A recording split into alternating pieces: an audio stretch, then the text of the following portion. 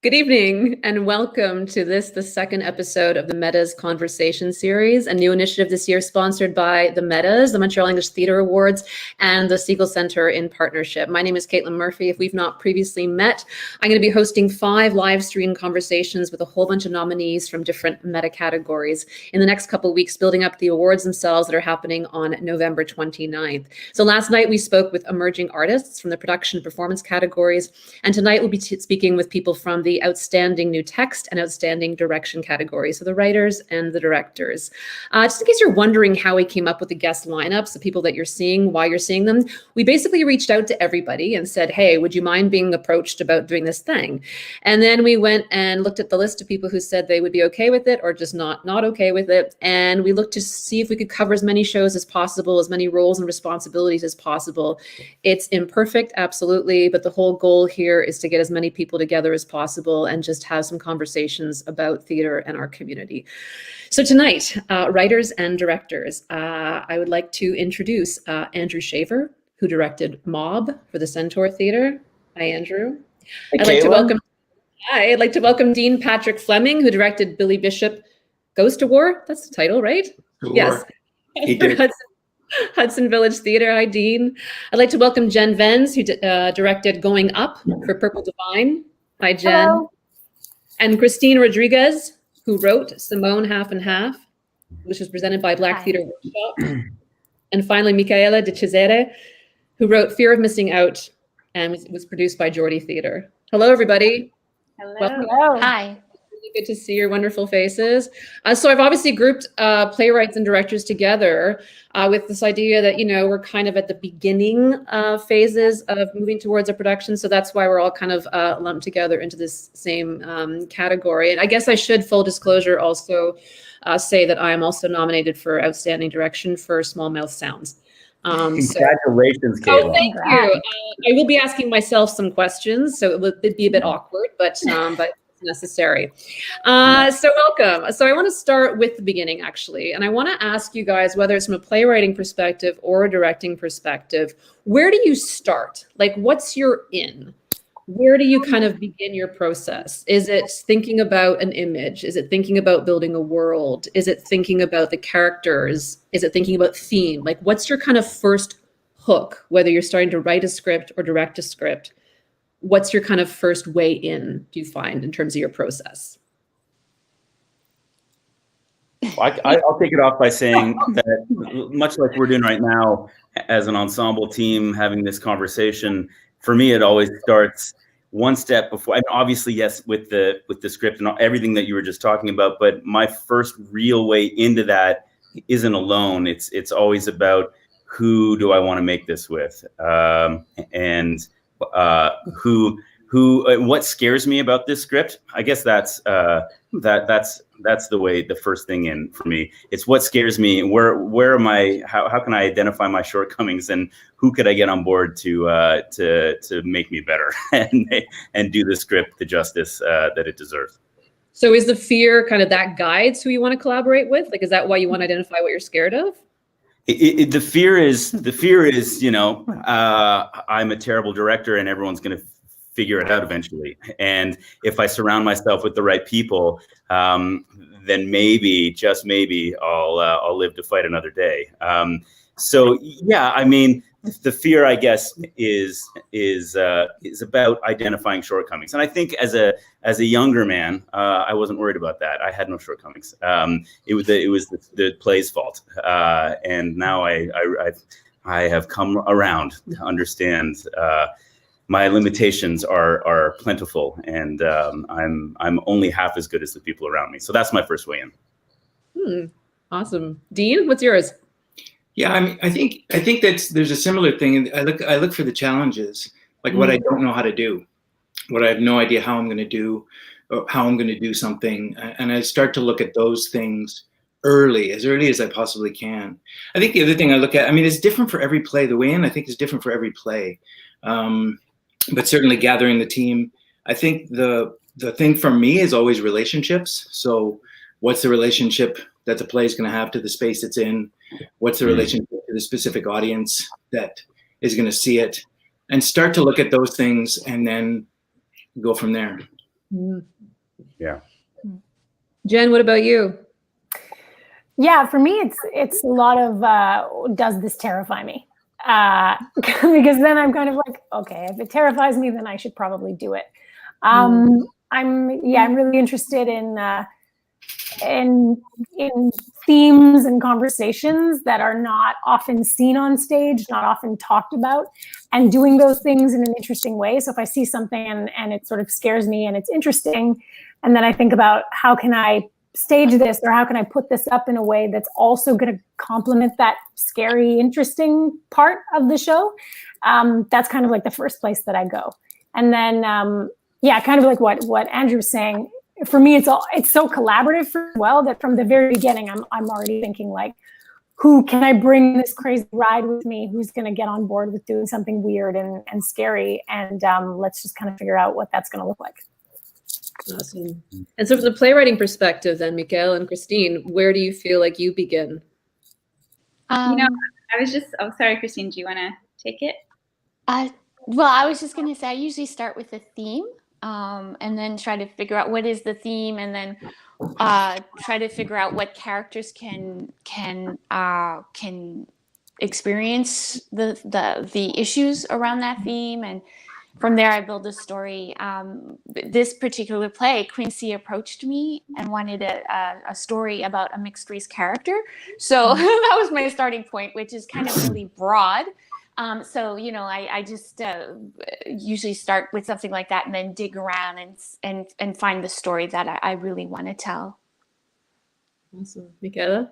Yeah, there were a lot of, really beautiful in-depth answers, but I just want to say one thing that sounds kind of superficial, but for me has always been true with every script that I approach, every play, and it's so strange because I've never heard of anyone else work this way or have this initial kernel, but for every single one of my plays, the title has come to me first, and I have not budged on I've budged on so many other things in dramaturgy. Things can go completely, sideways, get restructured, get totally flipped around, but every title of every single one of my scripts has stood from the beginning, and is something that I kind of meditate on, or that sits with me for a really long time before I start writing. And just everything that title evokes. And yeah, kind of. So let's talk about collaboration then, because you guys have brought it up already. In terms of, a lot of people aren't on the inside of these kinds of processes with writers and directors and like these early conversations. What are those conversations like in terms of, let's say, between playwrights and directors, between designers and directors? Like, how would you characterize what those dialogues are like? Which might seem really kind of, banal to you now, but that if you're not in those rooms having those conversations, I'm sure people are curious about like what gets discussed, what's it like, what are we trying to solve, what are we trying to look at? I think it's always questions, right? Like it always starts with questions. I think the whole goal is everybody's trying to get into each other's brains. And so I think it's a series of questions. And once those questions get posed, a conversation starts and it sort of gets the ball rolling. And I think you're trying to, for me, when I'm with a playwright, I'm trying to figure out what they're trying to say and where they're actually usually getting in their own way of saying what they want to say, and trying to figure that out. And when I'm directing and I'm talking to a designer, then I'm trying to get them into my brain first, I think, and then I can't wait to hear what they have to say to see what they're seeing, because I find everybody has a different brain, and that's the beauty of it. Like a designer has such a different brain than a director. They look at things differently, they feel things differently, they hear things differently, and so you're trying to figure that out, right? Like that's so I'm like going, let me in. I think that's the beginning of it for me. Yeah, if I'm directing a play that is already written, that's one thing. The conversation with that playwright takes a shape, never the same shape, with different, from one project to the next. Or if I'm directing a piece that we are building collaboratively, and I'm in the role of director, then that conversation takes a different shape. And I think when I'm directing a play that has already been written, like Mob, written by Catherine N. and had a hugely successful run already in French, then my job is, I took it as my job to understand what it is that Kat felt was important in this play to begin with. I wanted to, in fact, get into her brain so that once I was in her brain, I was able to then digest. And I see my job as a director, again, extending the sort of collaborative nature of things as being the sort of final filter that all the ideas go through. And so if I'm directing a play that's already written by a playwright, then the first input I want is theirs. And then it's my job to filter, to negotiate, which is another conversation, negotiate what they want and believe is important with what I believe and want to show, and then filter everybody else, designers, filter everybody else through it so it's cohesive and that we arrive at the same place. So now that we're on to talking about the productions that we've been nominated for, we do have a trailer for Mob, produced by the Centaur Theatre, if you want to take a look at that. Let's run it.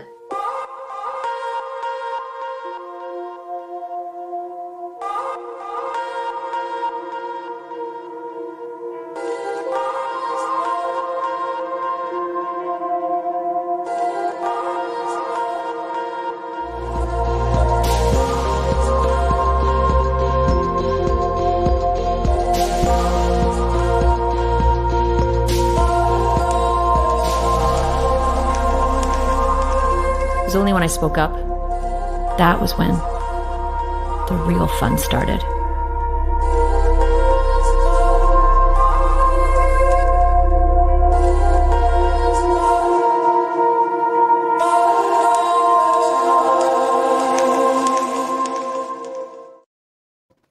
Oh, it's sad to see that now extended at the bottom. We didn't even get to halfway through our run. Yeah, you know.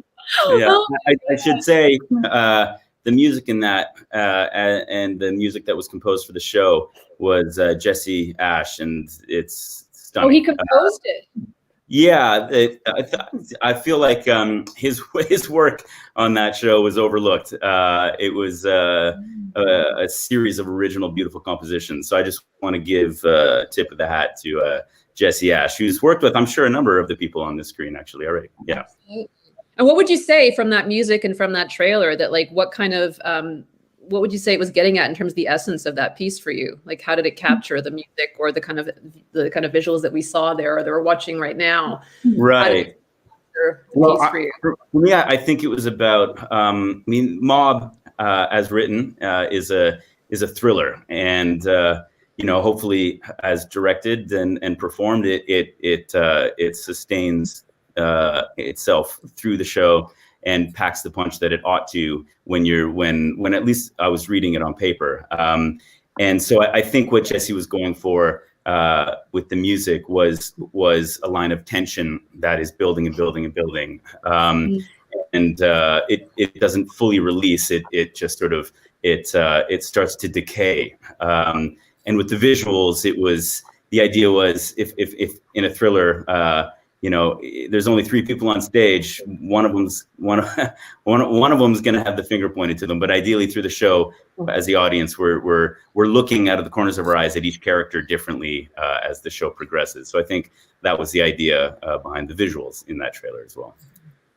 So back to the question about collaboration, in terms of working with directors, let's say, for the playwright perspective, how would you describe that experience? And Jen as well, the production that you directed was written by a local playwright, original script, correct? Yeah. So speak to the process of working with writers and directors and that collaboration. How does that go? Well, it's interesting when you're working with a playwright, a local playwright that you have access to, and a brand new script that's never been produced. You kind of have an opportunity to do things and collaborate in a way that you don't with something that's already published and has already seen a run, as in the case of Mob. So we had the unique opportunity of sitting with the playwright and really workshopping the script with the actors to a certain extent, and kind of going through and feeling that out and changing things where maybe it was appropriate to do so and things like that. So yeah, I guess the collaboration really started from the very beginning. Before we even got up on our feet, we were working with the playwright and really getting in a groove that way, which is always really, really, really interesting. Absolutely. Yeah, just the same, similar to what Jen was saying. Well, because with the Simone Half and Half, we had a lot of writing workshops with Black Theatre Workshop, where Quincy was present a lot of the time. And a lot of the actors who ended up performing in the play were also part of the writing workshops. So there was a lot of discussion prior to getting into the rehearsal room. And as a playwright, I need to walk away and just let the director do their job because, as Jen will attest, I like to put my 2 cents in. So I really, so, you know, as a playwright, like I just have to remove myself from the process and let the director and the actors and the designers do their thing, which is what I did with Simone Half and Half. I just walked in a couple of times to see the process, but other than that, I really, for me, it's really important to just let go because I don't want to interfere with the director's process. Like I said, we had a lot of writing workshops and a lot of discussions prior to going into the rehearsal room. So at some point, as a playwright, as somebody who writes, I think you need to walk away and just give birth to the baby and let it go. Yeah, I think it's interesting. Just like Christine, working with Jordy on Fear of Missing Out was my first time fully letting go of a project for a length of the process, because before that, Successions was my first play that I didn't self-produce and that I didn't perform in. So every play before that, I was sort of involved from start to finish, and the collaboration was that of a new work from the beginning to the end, and truly to the bloody end, just not letting go of a project. And Successions there was a little bit of that letting go, because it was literally the first time that I sat in the audience to watch one of my own plays, which was mind-blowing and more vulnerable than I've ever felt on stage. And that's a conversation for another moment. But with Jordy, just because of so many scheduling things and whatever was going on in my life, and the fact that they didn't really need me after the workshop, it was the first time that I handed over a script and went away and came back and saw it at the end. And that was just a magical feeling, and it was my first, and it was really great. Well, it's interesting bringing up this idea of like when to walk away and when you know your job is done, especially obviously with collaborations where it's like obviously we're bleeding into each other all the time, but there's also those boundaries. It's so hard to keep those apart. And so I'm wondering like how you know when, or how, like, do you ever feel like you're finished? So when you're sitting watching the show on opening night as either the playwright or the director, do you often feel kind of like, yep, that's the show I wanted to build and there it is and it's done? Or is there more often a feeling of like, never got around to dealing with that costume? Or like, is it like, you know, how do you know what your battles are, and how do you kind of gauge your satisfaction, I guess, in terms of being able to walk away? That's for anybody. Yeah, I don't know if this speaks more to my process or to crippling anxiety, but I still have moments where I wake up 3 years later in the middle of the night and I'm like, that was the choice, or that was the thing. And, you know, so I don't know what that is, but it turns over constantly in my mind. I try to have really good discipline about deciding when the rehearsal script is finished, though, as a playwright. Just because I can also feel when everybody's getting really frustrated with me and changes. And so I try my best to have a hard deadline on that and just let it go unless something completely, you know, some real problem presents itself in previews or in front of an audience. But otherwise, yeah, try to let it go. Yeah, I think for me, I want to let it go because I want to work on the next project. And in that process, like basically everything I learned in the past, I'm going to just work on in the next play to improve upon or to explore different things I didn't explore before, ways of writing or different techniques. So it's important for me to let go, just to work on the next thing with the maximum energy, and again with the learning curve, like bring that into the next project, and hopefully this play will be better than the last one, and so on and so on. Mm-hmm. Yeah, as a director, the opening night is fine for me, generally speaking, because we've been working towards that. We got there, we've done it, we're there. Now, the next thing, as Christine says, for me isn't the next gig. It's actually for the show. It's the next thing is for me to go away, as Michaela was saying as well. But as a director, to go away so the next thing can happen for that production, which is that it lives in front of an audience and is performed by.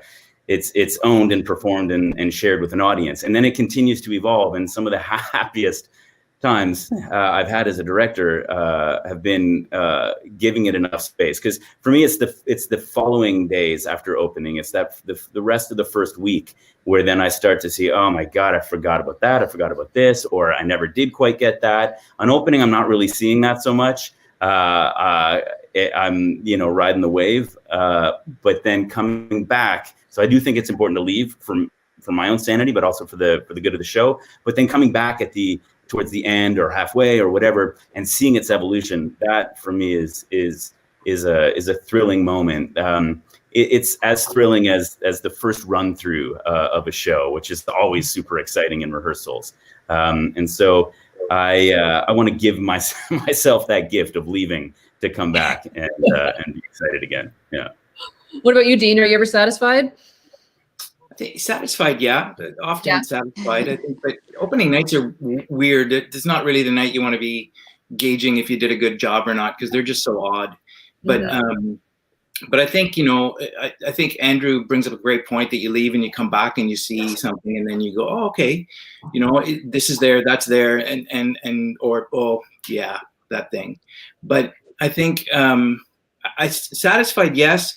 I always want more time. I think it doesn't matter how long the process is. The process can be 3 weeks. The process can be 6 weeks. The process can be 6 months. I always want more time.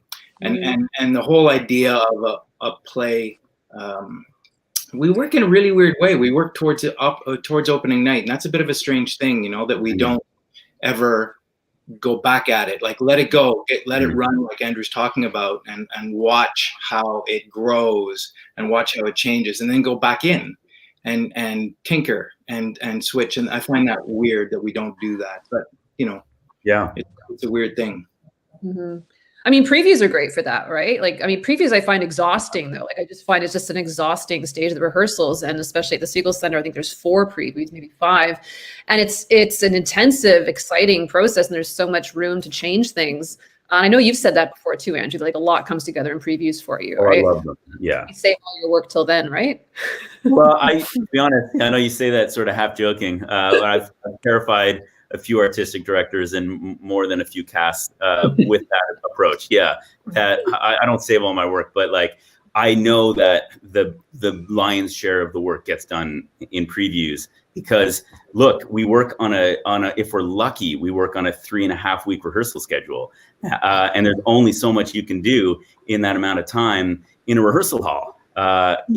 The Segal and the Centaur have both been really good about getting a production on deck, in my experience, and getting us out of the rehearsal hall so that we can start to work in the space. We can start to work with the costumes and the set and the lights and the sound. And for me, more often than not with Mob, the video. And so there's a lot of components that need to come together, and we just don't have the time for it really in a 3-week rehearsal period. So to your point, the previews are these like super rehearsals where you get to present it all, bring all the elements together, present it in front of an audience, let it fail miserably sometimes, but then realize that, the show goes on, and then we have 5 hours rehearsal the next day, and we get to do it again, and it gets incrementally, in fact, not incrementally, to be honest, it like exponentially better from preview to preview in most cases. And so I think that's why Dean, we are working to opening, which is kind of crazy.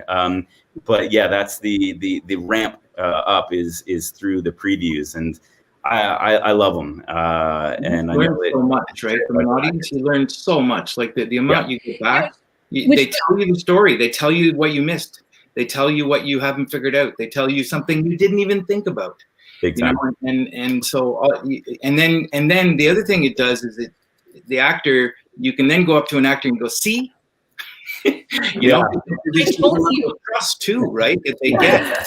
on opening night when the reaction is there, when that silence is there, when that laughter is there, whatever the case. Yeah, you got it. Which makes me want to ask you, Jen, because I didn't get to see your show, but I know it was like set in a freight elevator, wasn't it?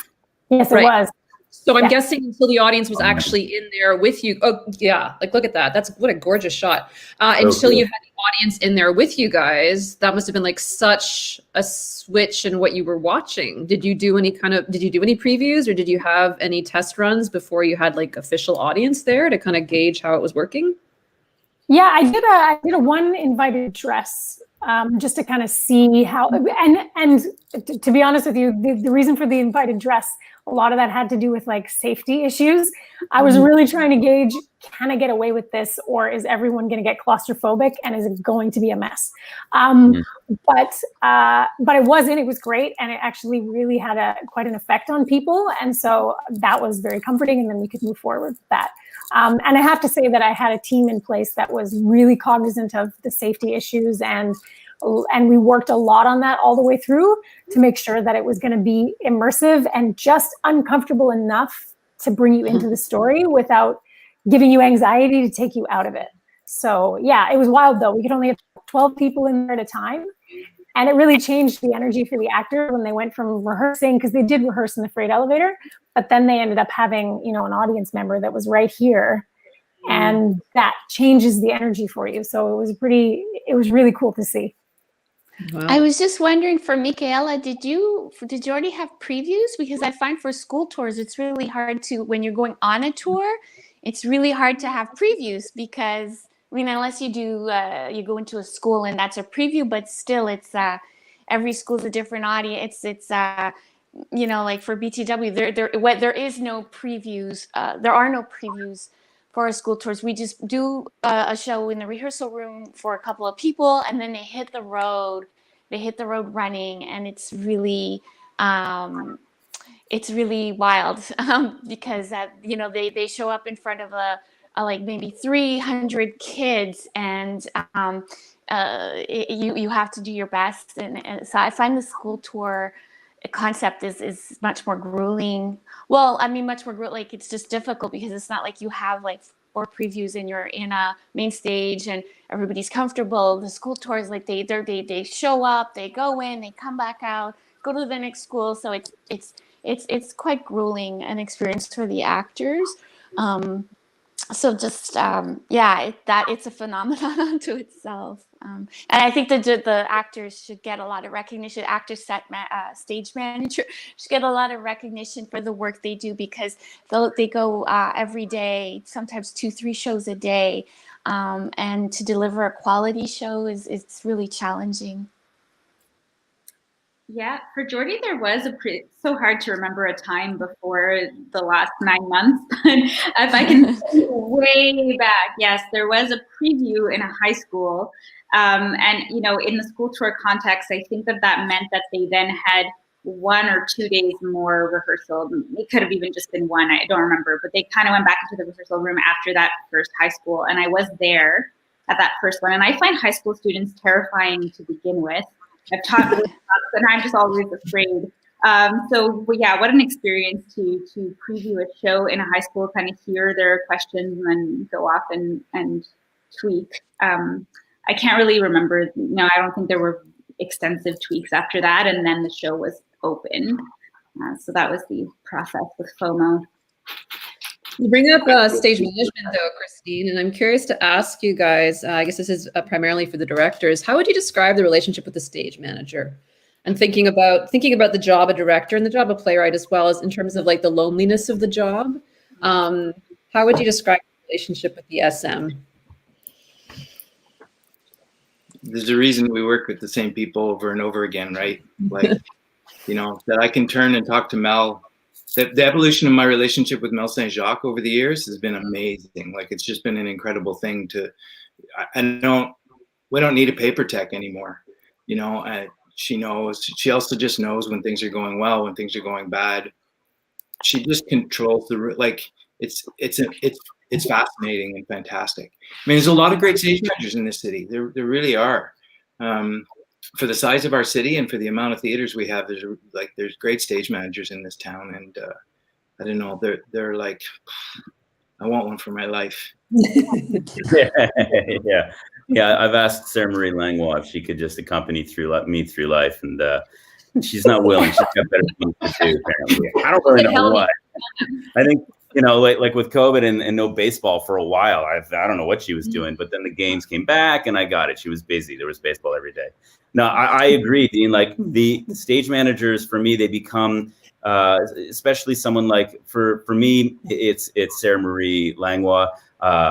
And yeah, I've also worked with Marissa and Luciana, but like Sarah Marie is part of the ensemble, is part of the Side Mart ensemble and Seamus way back in the day as well. But Sarah Marie became a real creative force and an organizational force, obviously, because that's what one needs in an ensemble. We need someone to be able to tell us when we're doing the thing that we need to do.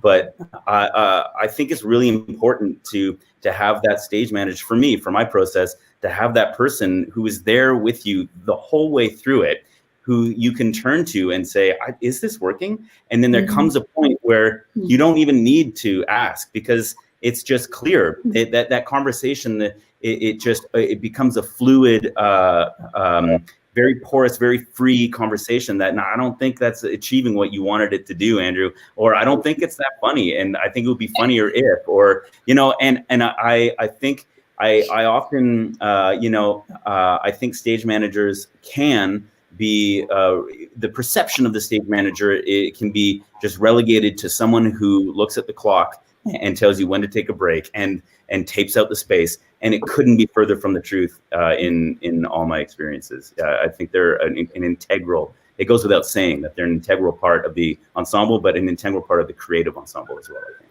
What about you, Jen? Yeah, no, a good stage manager honestly is worth their weight in gold. They are my best friend throughout the whole process. They keep me sane. And yeah, they're part of the creative collaboration, because that's just it. Sometimes you're so in it that it's hard to figure out, is what I'm doing working? And so having that outside eye to say, like, I'm not so sure. I mean, if I could hire Isabel Quintero-Faya to be with me, kind of the same thing, Andrew, forever, for my whole life. Yeah. She's just like, every time I've worked with her, but I can never hire her. She's always busy. She's always working. Mm-hmm. And what about for the playwrights? Do you find your job really lonely? And I was also wondering, related to that, do you think you have it easiest during COVID because you're doing your stuff by yourself anyway? It's kind of a two-part question there. No. Go ahead, Michaela. No, definitely. I do. There's the days where I feel #blessed, and I'm like, yeah, because I can still write, and this is great. It's giving me all the time in the world to write, and then that comes crashing down, and it's been a roller coaster, because then I realize how much I'm lying to myself about how non-collaborative the job is, or even just I'm so used to having people to bounce ideas off of, or really, and I tend to get into dramaturgy pretty early, I would say. I reach out to my people, whether it's Emma Tibaldo or it's one of the directors who's working in the process with me. I've always been kind of that needing that somebody to bounce things off of very often in my process. And this period of time has been so disconnected for so many reasons. I think, it's just hard I think we all have our moments, and there's times where we get on a wavelength of like, okay, I can work now, but it's still very rarely happening for different people at the same time, or at least that's been my experience. So like, I'll reach out to, a colleague who I adore, and they'll be like, no, not today. No, this is a rough day. And, and then we have that back and forth. So yes and no. I think that there's times where, I've been able to write with my dog on my lap, and that's really great.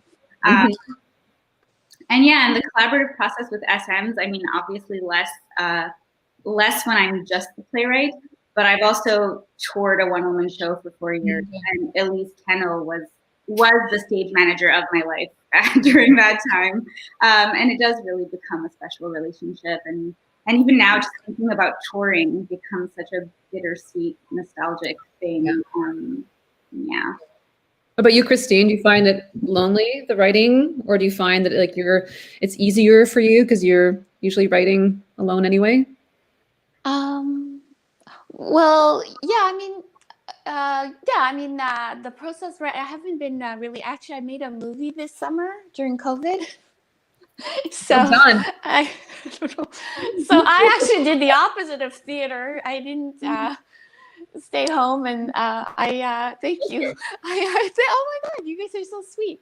What a surprise. I actually went out there, a mask and everything, and so I wasn't alone. And after the movie was finished, now I do feel alone in the post-production because it's just, where everybody, it's all done through Zoom, so there's no physical like presence. I do find that challenging. It's getting long. Usually, when I do write a play, there are times when I am working alone, but then like Michaela says, you get into dramaturgy. So you meet your dramaturg, you talk, and then you go back, work on the play. So you're not entirely alone. I think when I was creating more independently, and didn't have any support, it was lonelier because I didn't have any funding actually I was just learning the process, and so I didn't always have dramaturgy readily available.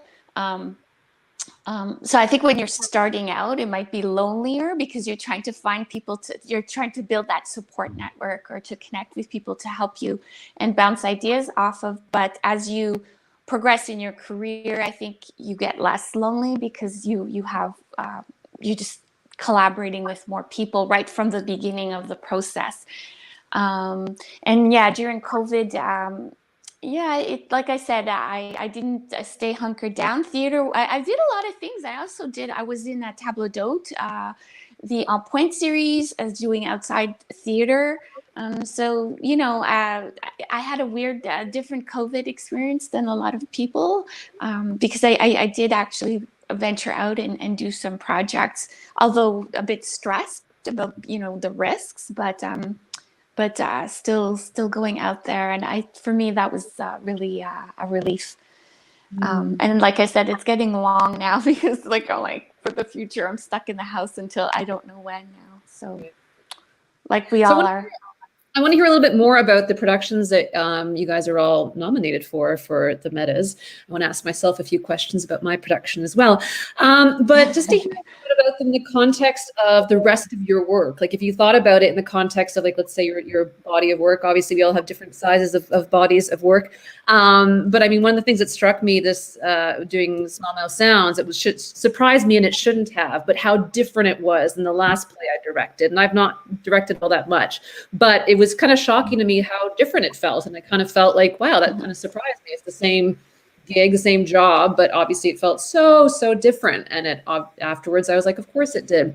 But if you were to contextualize this production you're nominated for in the body of the rest of your work, how does it resonate with other productions that you've written or directed? Like, were there any kind of overlaps of like tone or world, or just like anything that kind of resonated for you as you were working on it that felt like, oh, this is a bit like that other piece I've directed, in terms of any of those aspects? Dean accused me of really liking monologues when we were working on Simone Half and Half, because Dreaming in Autism was a one-woman show, and then the autism monologues were monologues. And so I decided that I really wanted to go back to doing dialogue, like between characters. That was my big focus on Simone Half and Half. Like I want to have scenes between characters talking to each other. So I had 4 characters. However, I did throw in some monologues here and there. So I guess, and I guess I keep trying to do new things so that I'm not repeating myself over and over, doing the same style. Because even when I did the film Fuego, which I'm sorry to talk about it's not theater, but my choice there was to have as little dialogue as possible, so that there's not a lot of blah blah blah like in Simone Half and Half. So I'm always trying to do something new, and hopefully hopefully it's working. Yeah, I do like monologues, Dean. It's good. It's good. Monologues are okay. I mean, I guess for me, for Mob was in a lot of ways it was something of a departure, and it sort of brought together a few threads for me. But it was a small show. It was 3 actors. That's rare. for I guess the body of the work that I've been doing. It got back. Side Mart started with the show with 3 actors, American Buffalo, so that got back to that. But I've never. It's a thriller. You know, there was comedy in it for sure, or comedy to be found. But I think there's comedy, a heavy dose of comedy written into it. But it doesn't lean comedy, and there's no live music, which is something that I've been doing more and more of. And so it was something of a departure, which is what really attracted me to it. Getting back to what we talked about early on, and it scared me. And I'd seen the French production, and it was I loved it. I loved its style. I loved its simplicity, and that was something that I really wanted to work on with my own mise en scène of it. Was something quite simple and stark, and that's also a departure. And I had a great design team of James Lavoie and set and costumes, and Martin Siwa, who I think is the best lighting designer in the world. I think the same of James and his job too. But I guess the thing that brought it together in maybe the sort of arc of my work is that it was a French play being produced for the first time in English, and that is something that I was doing more and more. I was focusing more and more on that. The bridge between the two communities, like that, which has been going on for decades. I'm just saying, I just got to it a little more recently, and so that it sort of fit in my body of work, I guess, in that way, in that it was a new play being presented in a new to a new audience.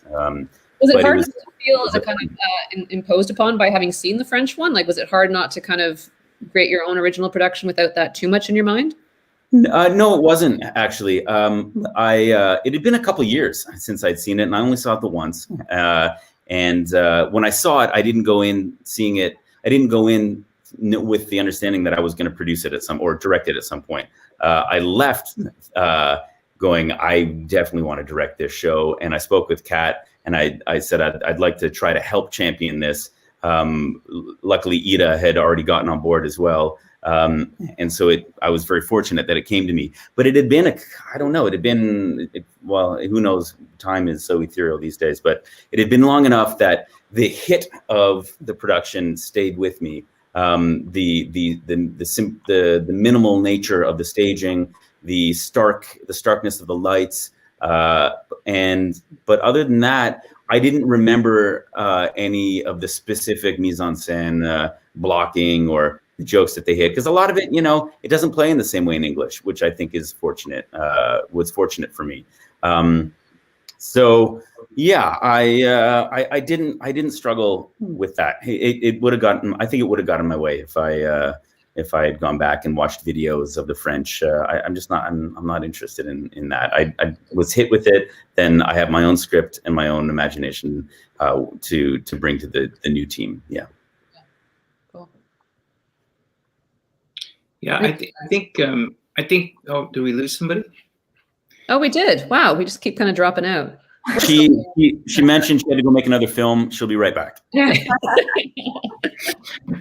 I think they're different. I think they're all different, right? Like I think every project is really different. I think there's things that you have in your back pocket as a director that you do and you learn and you use them. But I think you're consistently challenging yourself, and I think if you're doing everything justice, then the script is kind of leading the way. The type of story is leading the way. So I don't know. I mean, like Billy Bishop, I had never directed a musical before, and so like dramaturgy on just the notes, the piano notes, was like so extraordinarily interesting. To sit down with Nick and Bruce and go, why this song, why this tone, and what can we change that, or can we do this? So it becomes really interesting, I think. And I go back to space all the time because it's so important to me. But the theater, what theater you're in, what space you're in, really does tell you so much about what you're going to be doing and how you're going to be doing it. That changes too for every show. For me, I've gone from the D.B. Clark Theater, which is like such a huge cavernous space, to Hudson, which is this tiny little, like, it's like a maquette, right? It's like a sort of a big maquette. And it's fantastic. And the relationship is completely different. And so it's every show though is completely different because you ask the questions about how am I going to fill this space and how is this story fit inside this space. Mm-hmm. Absolutely. Anybody else? I think that I got to have a really beautiful full circle moment with FOMO that I didn't realize during the process or as I was writing it, but I think it did harken back to my very first play, the solo show, 8 Ways My Mother Was Conceived. And I think on some level I was aware that I was talking about a daughter of immigrants and with a coming of age story. It had to do with sexuality and all of that. And those were themes that were touched on. But, you know, we're talking about my debut play as a very young person. I think 10 years later, I got to come to this with a lot more confidence, with maturity, and with, I mean, thanks to Mike Payette's encouragement during the preliminary process, also with the permission to go dark with it and to touch some places where the danger was. And that was, you know, 10 years ago was not something that my little comedy, my little ethnic comedy would have been. But this play got to revisit a lot of that, and I think really finally say what I was trying to say at that time. And I think, yeah, there was real release there, and also just writing it for other actors as opposed to the vulnerability of it being a solo show. It was just really great. It was a full circle moment for me. Jen, what about you? Yeah, for me, I kind of look back on the history of the things that I've worked on, and one of the things I've always been driven by is site-specific and surprising ways to do theater. When I first moved to Montreal, one of the first things I did was direct a show that I put up in my living room, and it was a secret show. You didn't get the venue information until the day of, and so you didn't even know what the show was about. The event was just called Don't Tell Mama, and you only knew who was in it and the fact that I had directed it, and that was it. And to my surprise, we sold out. And people thought it was a really cool concept. So I've kind of always been in love with that. Like, how do we do it in a weird, interesting way? I mean, I love theater in a theater, but I also really love taking theater out of a theater and putting it in surprising spaces. So I think that when I saw this script for Going Up, and I looked at it and said, well, it takes place in a freight elevator. Well, why don't we just do it where it's meant to live? So I think that there's definitely, that's kind of the thread. I mean, I've done different things, of course. The autism monologues, it was not site specific, and it was definitely a different thing. But I think that's kind of a common thread through everything. It kind of connects to what I was thinking as well in terms of at least the 2 shows I've directed at the Segal Centre, that there's something that really excites me about like audacity. It's this idea of just like, how dare they? Like, so with A Doll's House Part 2, it was like, what? A sequel to it? Like, what? How dare you? And then with Small Mouse Sounds, thinking about like a play set at a silent retreat. This is this kind of like this thread of just like audacious, daring, kind of like risk-taking things where it's like, how is that going to work exactly? There's definitely an appeal for me in those kinds of risk taking, really, with the chance of taking failure there. What would you say is your like happy place in your process? If you think about the kind of process you go through as a playwright or as a director, and you think about, I was originally gonna ask people what they hate most, but I'll make it positive. What's your sweet spot? Like what's a moment that comes to mind in the process of directing, the process of writing that's like, oh, I love this. I just love this feeling or this moment, or what's something that's a sweet spot for you? This is going to sound so egotistical, but I really do adore the moment that my script makes me laugh the first time your actors do it, because I get so used to it and I don't even know if it's going to affect me anymore. And especially when some of the subject matter has been autobiographical or just things that I've visited before. Yeah, that moment where I'm reminded that I can find joy in my own words, and I do like a little snort. That's heaven for me. That's awesome. There always comes a point in the process where, for me, and this is the sweet spot, and it changes on every show, how early or unfortunately how late it comes, where I don't feel like we are pushing the ball up the hill anymore. And and it's just starting to roll now. And then I'm like, oh, sweet Jesus, I can just sit back now, and I will just feed back. I will simply feed back now. And then that you live in that spot for a little bit, and then, you know, you get complacent, and then you're like, oh shit, I got to keep pushing this ball. Actually, we got a little lazy there. But like, those are the moments where instead of feeling like I'm thinking all the time, I'm actually just receiving, and I'm just reacting and responding.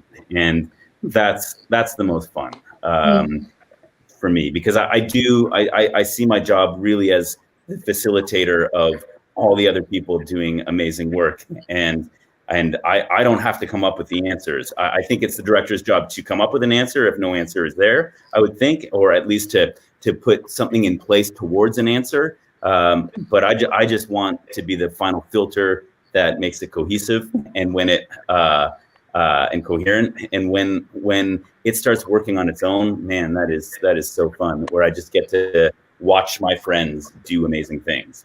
That's my happy place. Oh, look at that! Oh God, look at that guy! Oh, who's that? Oh boy, 90s. There's Liz Humphrey and Bridget Robinson. From The Graduate, two incredible actors. The director was fine. Isn't that James Lavoie's set as well? Yeah. I mean, you can notice a James Lavoie set. Well, that's not James Lavoie's set, but that was Amanda Lisman. Lovely scene partner in at any point in anything. Yeah. Absolutely. Dean, what about you? What's your sweet spot? I think probably the first day where all the elements are coming together, like not coming together, but are there for the first time. Like when that first light hits the actor for the first time, and the sound and the lights are interacting, and a video or a fly, or an entrance, and you go, delay that for a couple of seconds. You enter a little bit earlier, and then you see something happen for the first time. Everything gels. Like, that's such a beautiful time, right? Everybody's in the room. Like, that's the first time everybody's really in the room doing what they're doing. Nobody's just standing by watching. Everybody's engaged and active in the process, and you just see, and you go, oh, it's theater. It's theater. Yeah. You know, that's the thing I'd like right now. That's the thing I miss the most. I was at NTS a couple of weeks ago, just working with Sylvia Cloutier on a project, and I turned and I said, can you delay that cue for 5 seconds to a production student? And I almost started to cry. It was like, it's just so, you know, yeah, you just miss those moments a lot, you know, that whole, the collaboration. Yeah.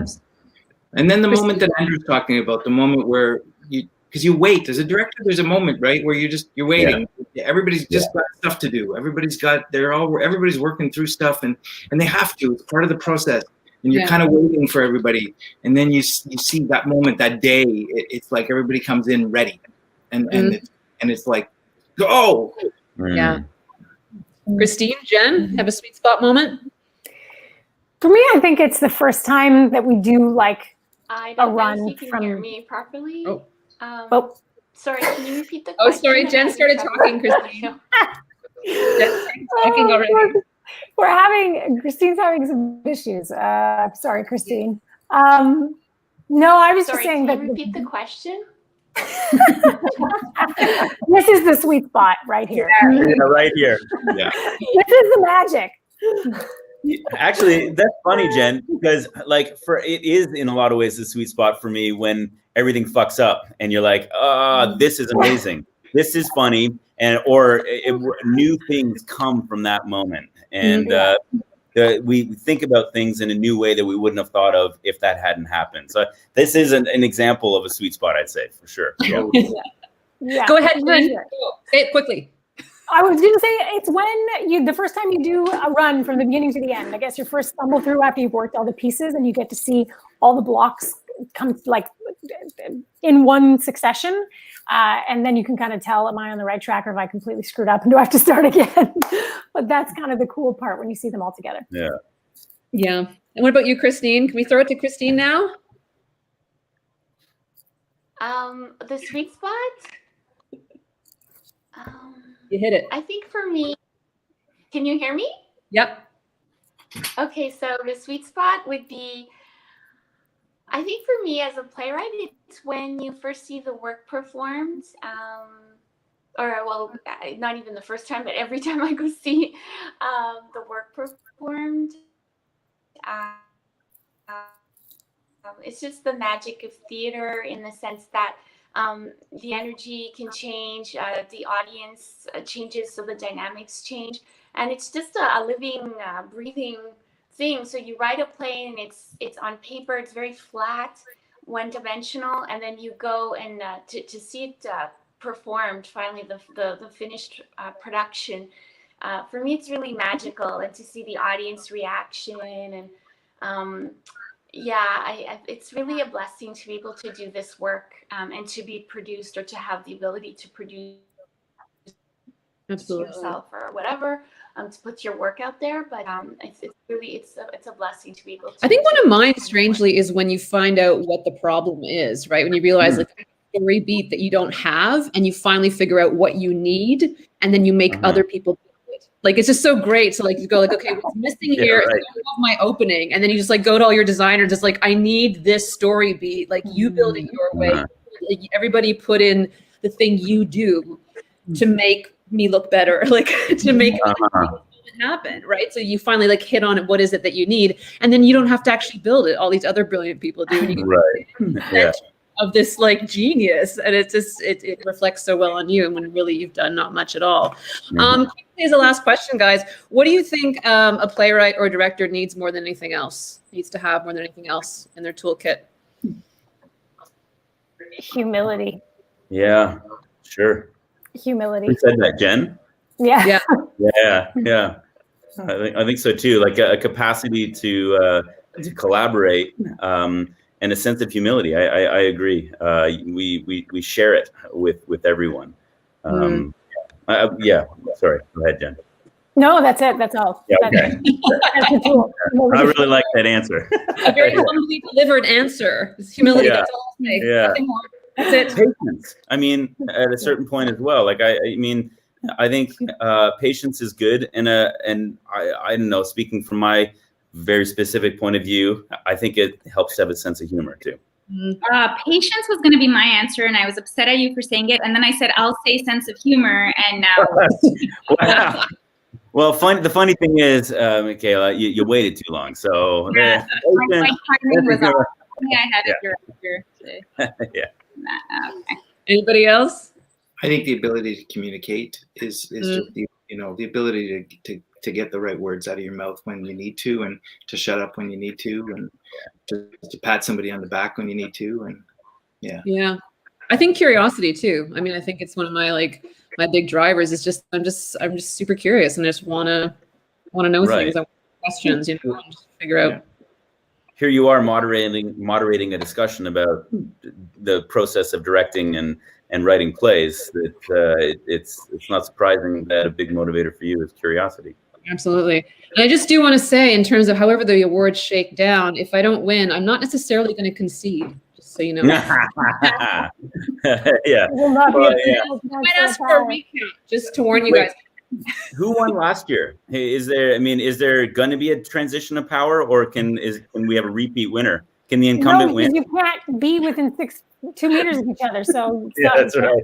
It's going to get messy. I want to thank you all for joining me tonight. It's been really awesome to talk to you guys and to see you guys in this strange new world. It's wonderful to talk about this stuff and share stories. So thank you so much. Thank you to the Segal Centre who sponsors this event. Thank you for people in the backstage area, Debbie, Steph, Gabriella, who are running stuff backstage. Really appreciate it. And I hope people can keep joining us. On Friday, we're talking to some people from shows that did not get to happen this past season because of COVID. And then next week, we're talking to some designers and saving the actors for last. So thank you so much, everybody, and good night. Thanks for watching. Thank you. Good night. night. Hi, guys. Nice to see all of you.